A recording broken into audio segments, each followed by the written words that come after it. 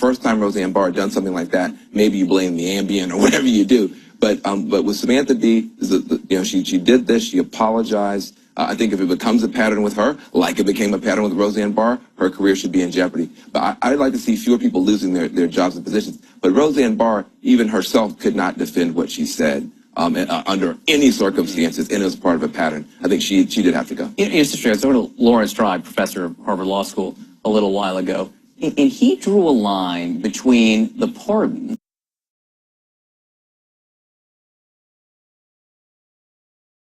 of Dinesh D'Souza and the president's statements about Charlottesville, and I think also maybe tangentially, at least in his mind, what he has not said about Roseanne Barr there. Do you see a consistent connection there?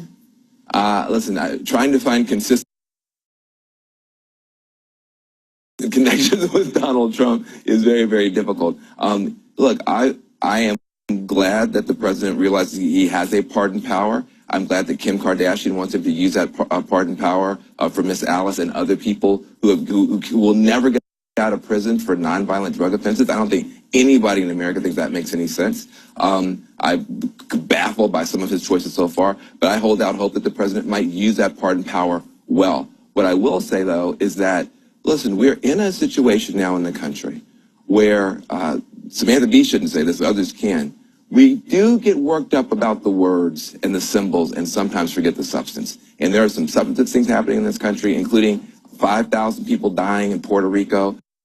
And more people than apparently 9/11 and Katrina combined. No less. They're equivalent, almost equivalent. Almost equivalent. About 200 people. I mean, that is a huge issue, and those deaths are ongoing. I think it's important for us to police the discourse, but we also need to be dealing with real human lives.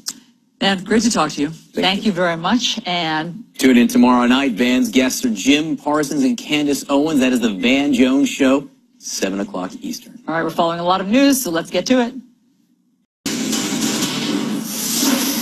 But I want to talk to you about what's happened with the Republican Party. There is no Republican Party. There's a Trump Party. The Republican Party is kind of taking a nap somewhere.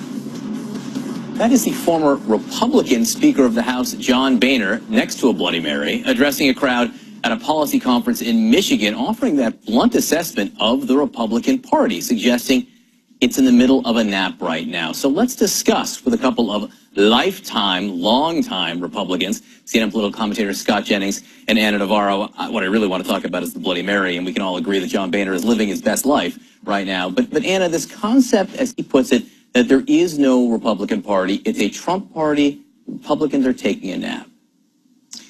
I don't know if they're taking a nap or they're in a self-induced coma or they're just plain stupid.